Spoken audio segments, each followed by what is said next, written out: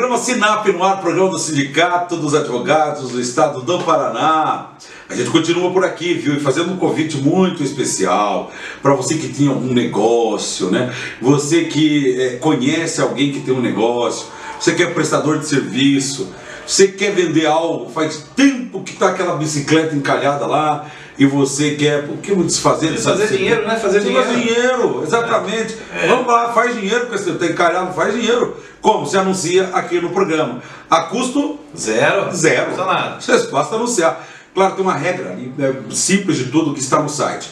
www.sinappr.org. E pronto. Você vai participar do nosso Anúncios e Classificados, tá? É de graça, a gente repete. Vídeo de 30 segundos. Isso. Mas não pode colocar valor. Entendeu? Você está vendendo o seu carro, sua moto, vendendo um imóvel. Qualquer tipo de anúncio. Não coloque valor. Mas repita 2, 3 vezes o seu celular. Até nós temos aquela ideia de colocar o número já na filmagem. Isso. Porque daí você fica falando os 30 segundos, não precisa nem repetir, porque o celular já está ali aparecendo na sua filmagem. E ela vai ficar no ar por 4 semanas, né? Então, e olha que nós temos 2 programas por semana. Terças-feiras, 21h30, e repete o programa quinta-feira, às 10 horas da manhã. Mas ele entra no rotativo por 1 semana. Todo dia esse programa vai ao ar na CWB TV. Seu anúncio vai aparecer todo dia e vai ficar por 4 semanas, tá? Só interrompe se você ligar e disser, olha, vendi a moto, vendi o carro. Aí você pede pra gente... É isso, conseguiu um emprego ou conseguir a pessoa na vaga que nós estamos anunciando. Fica à vontade. Fica à vontade. Custo zero. E o advogado também, pelo nosso WhatsApp, né, que está aqui na tela, 41996586981, manda uma história pra gente engraçada, pitoresca, que você acompanhou ou sabe aí nos tribunais, né? Sempre tem uma história legal. Sempre tem. Conta pra gente lá um minutinho, você pega num vídeo, grava, conta essa história. A gente quer saber, salvaguardando, claro, as partes, né, doutor Vitor Hugo? Mas contando a história, a gente quer saber demais. O senhor tem alguma por agora ou já próximo bloco? Não, vou contar uma agora. Já, então por favor. Tinha uma famosa, essa aí foi uma famosa, era bem rápida, bem curta para entender. Nos tempos do processo físico, né, o cidadão foi executar um cheque, né, e aí se fazia toda uma petição, juntava a procuração e tal, e o cheque se juntava ele fisicamente, grampeado numa folha, e ia para o processo. Aí a parte contrária foi intimada, né, e não se sabe quem, né, porque eu não estou aqui para entregar ninguém, arrancou o cheque de dentro do processo e comeu o cheque, sumiu com o cheque. O que é isso? E aí, como é que a ação vai para frente se não tem o objeto dela? Né? Diz a lenda que dali em diante, esses documentos de valor, o cheque, a nota promissória, são documentos insubstituíveis, passaram a ser guardados nos cofres das secretarias, né, das varas, né? Então, quando tinha um documento valoroso, o advogado requeria, na hora de distribuir o processo, o cartorário tirava uma fotocópia, deixava lá uma fotocópia, fazia uma declaração que correspondia ao original, que estava guardado no cofre daquela secretaria lá, daquela serventia. E ali o processo ficou complicado. Como é que vai julgar se o cheque sumiu? Curiosidades. Curiosidade, rapaz. Quero saber como é que foi feito depois. Doutor Vitor Hugo, a notícia por aqui não para. E juiz diz não ter dom da adivinhação ao constatar advogado suspenso. Como assim? Esse dom de adivinhação só tem o Nasser, né? Um grande Nasser Bandeira, grande abraço. Um abraço, né? Ele passa o Nasser Bandeira colado no nosso programa na Rede Central TV. Nosso programa é às 11h30 da noite de sábado e logo em seguida entra o Nasser, né? Claro que como eu estou assistindo o programa, confiro ele todo sábado, né, para ver se está tudo certo e tal. Se o Ney editou bem o programa, tudo certo. Nossa produção, todo mundo trabalhando. Não deu muito fora na gravação. E logo em seguida entra. Então a gente assiste, né, por curiosidade, cada um acredita naquilo que quiser, né? Então ele tem lá o seu... E tem muitos seguidores. Muitos seguidores, grande Nasser. Nasser, um abraço. Instrumento de procuração no processo foram enviados para o advogado, pois não houve comunicação formal nos autos sobre a suspensão disciplinar administrativa. E acontece isso, sabe? O juiz de direito de Bauru disse na decisão ser desprovido de dom de onisciência e de adivinhação após advogado com suspensão disciplinar administrativa receber os instrumentos de procuração no processo. Segundo o magistrado, não houve comunicação formal nos autos sobre a suspensão do colega lá do advogado, né? E aí, né, por quem quer que seja, daí ele disse o seguinte: o juiz ou qualquer outro ser humano no mundo, porque desprovido do dom de onisciência ou de adivinhação, não tinha como saber a respeito do fato que até então não existia nos autos. Considerando que nos instrumentos de procuração constam advogado que todos os sujeitos do processo devem cooperar entre si, caberia a esse causídico, diante da alegada suspeição e indicação de quem pretendiu que saísse as publicações, o que não ocorreu. Traduzindo, o advogado estava suspenso na OAB e, por conta disso, não podia advogar. Claro. Mas foi lá e advogou. O que o juiz disse? Como é que eu vou saber que ele não podia advogar? É isso, que traduzindo no popular é isso aí, tá? Santa Catarina, a OAB de Santa Catarina foi muito radical. Ela adotou uma sistemática que já tem anos, né? O que acontecia? Ela distribuía a famosa lista de inadimplentes, de suspensão, aliás, dos advogados em Santa Catarina. E isso deu uma polêmica em Santa Catarina. Então você levava um processo para ser distribuído, aí a cartorária da distribuição lá olhava assim, deixa eu ver, o doutor Vitor Hugo Loureiro olhava lá, não, ele está inadimplente.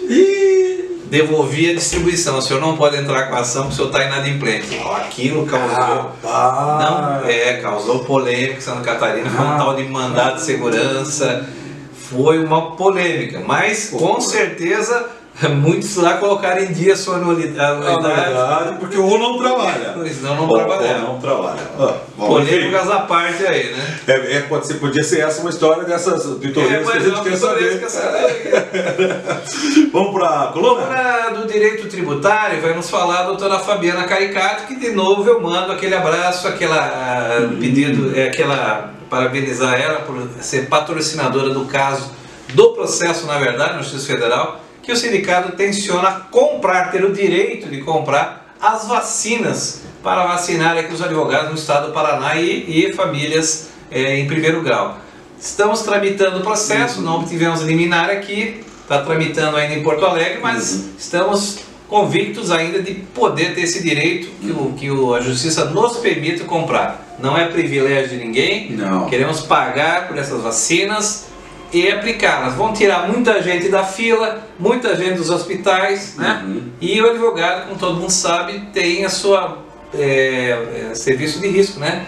A sua atividade de risco, né? Então tem que tomar muito cuidado. Obrigado, doutora Fabiana Caricato, que nos vai falar da coluna no Direito Tributário. Doutora Fabiana Caricato, por favor.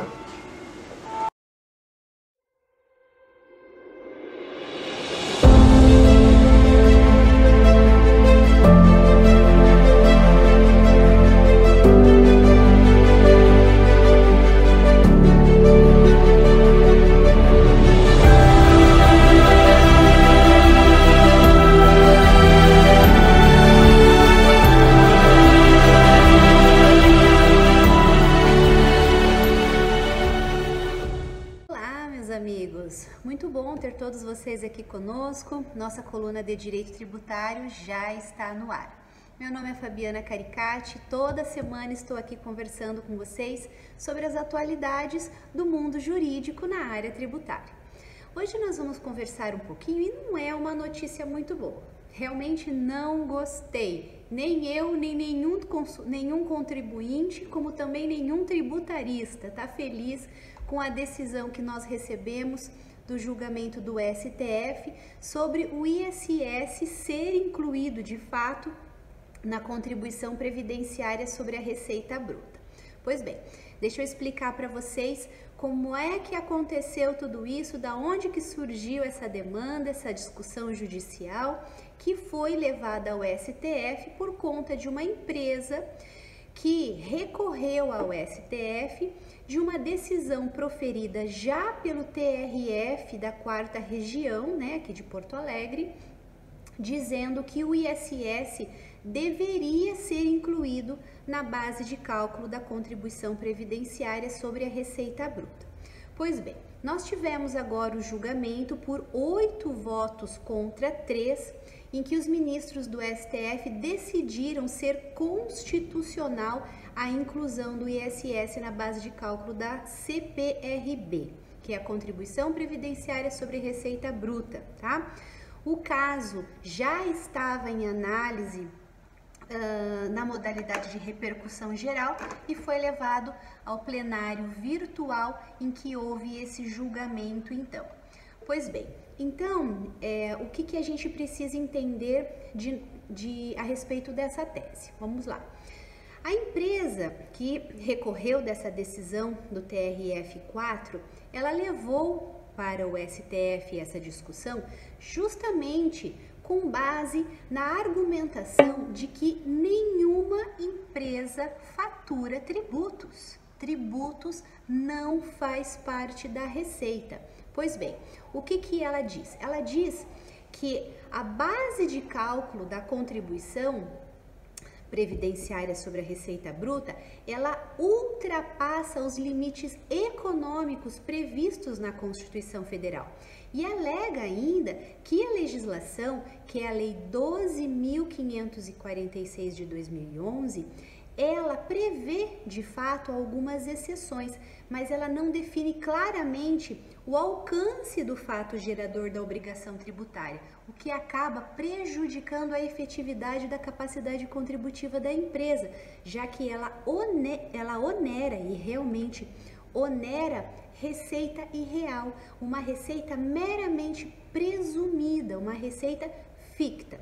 Pois bem, a gente sabe que o ISS, ele é um tributo municipal, né, que é o imposto sobre serviços de qualquer natureza, e ele vai ser recolhido por aqueles contribuintes prestadores de serviço diretamente aos municípios, às prefeituras, porque o ISS é um tributo municipal, de competência municipal.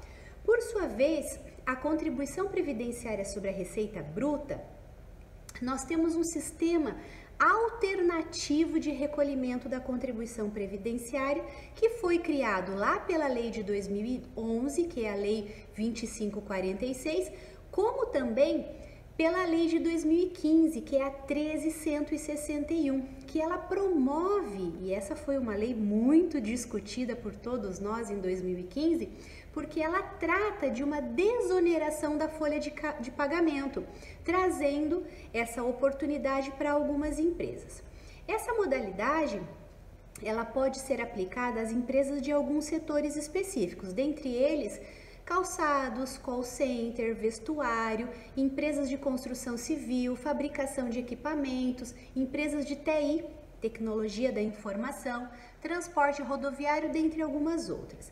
E as empresas que se enquadram nesses requisitos, elas poderiam escolher entre duas formas possíveis de recolhimento da contribuição previdenciária. A contribuição previdenciária patronal, que é aquela que nós já conhecemos, a empresa recolhe 20%, uma alíquota de 20% sobre o total da folha de pagamento, ou ela pode escolher sobre a CPRB, que é o que nós estamos falando aqui, a Contribuição Previdenciária sobre a Receita Bruta, que é um regime alternativo de desoneração que permite várias exclusões da base de cálculo e possui alíquotas aí de 1 até 4,5% sobre a receita bruta da empresa. Pois bem, a gente precisa primeiro analisar, né? Não vamos imaginar que para todas as empresas esta segunda modalidade, supostamente de desoneração da folha, ela é aplicável e aplicável ela é, porque é uma escolha do contribuinte, mas nem sempre ela é favorável, nem sempre ela representa uma desoneração. Por isso, na verdade, assim, esse projeto de desoneração da folha de pagamento, ela já vem lá de 2011 e em 2011 foi criado esse Plano Brasil Maior. Esse Plano Brasil Maior realmente teve o objetivo de aumentar a produtividade do país, reduzindo os custos de produção, exportação, valor dos bens de consumo e os próprios índices de inflação. Agora, por que o ISS deveria ser excluído da base de cálculo da contribuição previdenciária? Bom, a base de cálculo da contribuição previdenciária já é há muito tempo discutida, né? E nesse caso, se a contribuição previdenciária tem uma base de cálculo que é a receita bruta, por que os tributos estão incluídos? Tributo não é receita. E essa é a tese em que embasou outros processos de cunho tributário nos órgãos judiciais. Pois bem, lembra que nós tivemos o julgamento, que aliás foi uma vitória, né? Uma vitória e a gente tem que comemorar, porque foi uma das poucas, em que o STF decidiu que o ICMS, ele não faz parte da receita. Se ele não faz parte da receita, ele não pode estar incluído na base de cálculo do PIS e da COFINS. É o mesmo raciocínio aqui. O ISS também não é receita. Ele não pode ser incluído na base de cálculo, que é a receita bruta, da contribuição previdenciária sobre receita bruta. Pois bem, esse foi a mesma tese, os mesmos motivos alegados, e como nós tivemos uma decisão favorável no caso do ICMS, do PIS e da COFINS, a gente imaginou que também seria favorável a decisão em relação a essa tese. Mas não foi o que aconteceu. Vou explicar para vocês por quê.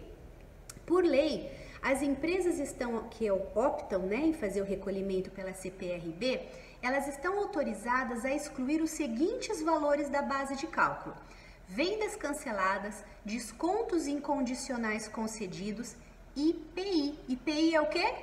Tributo. Olha só, tributo. IPI não é receita. Vamos lá, tá na lei. O que mais? O ICMS, quando cobrado pelo vendedor ou prestador de serviço na condição de substituto tributário. Receitas de exportação, receitas de transporte internacional de carga. Esses foram os pontos a serem excluídos da contribuição. Não está incluído aqui o ICMS próprio e o ISS. E foi com base nisso que o STF disse que pode incluir o ICMS, também o ISS, tá? Na base de cálculo da contribuição previdenciária. Inclusive, o voto vencido, né, que embasou essa decisão do STF é do ministro Alexandre de Moraes. Ele chegou a citar essa decisão recente do STF, em que autoriza a inclusão do ICMS na base de cálculo da contribuição previdenciária sobre receita bruta, e seguindo aquele mesmo entendimento, nós então, advogados tributaristas e contribuintes, ficamos extremamente frustrados com essa decisão. A gente tinha grandes expectativas em relação a ela, mas essa é uma decisão de repercussão geral que vai agregar todos os processos em trâmite que versam sobre essa matéria e, mais uma vez, o fisco ganhou em detrimento dos nossos clientes, né, que tanto pagam tributos nesse país. Hoje eu gostaria de conversar sobre isso, mas na próxima semana a gente vai conversar um pouquinho mais e eu vou esperar vocês lá. Um abraço a todos, até a próxima! Não saia daí, daqui a pouquinho tem mais programa Sinap no ar, direto de Lindo das Cobras. Aqui é o programa Sinap no ar, é o programa do Sindicato dos Advogados do Estado do Paraná. Só que nós temos um outro programa que funciona na Rede Central TV, canal 525 da NET. Todo sábado, a partir das 23h30. Você pode acompanhar também pelo site redecentraltv.com.br ou pela antena parabólica. É um programa muito interessante de notícias e reportagens. Programa Sinap na TV, na Rede Central TV.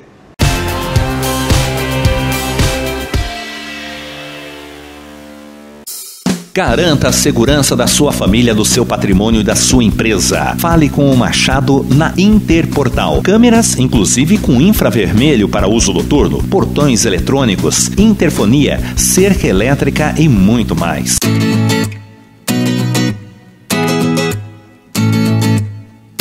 E a Interportal.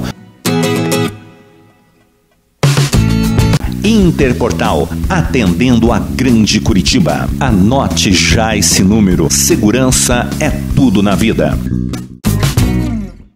A Zaido Contabilidade é uma empresa idônea, com foco na qualidade de gestão contábil de empresa de Curitiba e região. Serviços contábeis para advogados, reestruturação societária, com o objetivo de reduzir sua carga tributária, fóssil de serviço, adição e alteração de sócios e serviços na sociedade, contabilidade gerencial. Auxiliamos seus gestores na tomada de decisão. Aplicativo Zaido Empresas, análise financeira na palma da mão. Contabilidade especializada em escritórios jurídicos. Acesse www.zaido.com.br ou ligue 41 3027 9555. Olá, tudo bem? Se você quer ser um avaliador ou perito imobiliário, eu tenho 3 dicas para você agora. Primeiro, você tem que ser corretor de imóveis, ter o curso de técnico em transações imobiliárias e o seu CRESSE ativo. Segundo, você tem que gostar de cálculo, estatística, matemática. E terceiro, você precisa estar credenciado e cadastrado no CAJU, Cadastro de Auxiliares da Justiça dos Tribunais de Justiça de cada estado do Brasil ou no estado onde você vai trabalhar. E também inscrito no CNAI, Cadastro Nacional de Avaliadores de Imóveis do Conselho Federal dos Corretores de Imóveis. Quer saber mais? Me chama aqui no WhatsApp e vamos conversar.